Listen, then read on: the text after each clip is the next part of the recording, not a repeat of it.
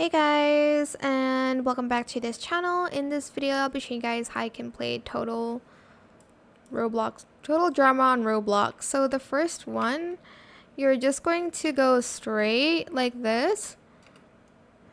It's actually super simple, and that's it. And you're just going to go through a lot of like these obstacles to go to. But yeah, it's actually pretty simple, and my tip is to just do it as is. Don't do shortcuts and stuff.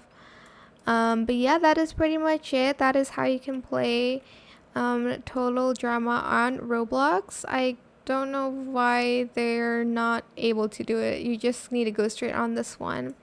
I hope it was helpful for you guys. Don't forget to like, comment, share, and also subscribe to this channel if you haven't done that already. If you have any more questions about this video, just leave it in the comment section down below. I'll try my best to answer them all for you guys. And if you found this video helpful, please click the thanks button as well. That is it. Thank you so much for watching. Bye.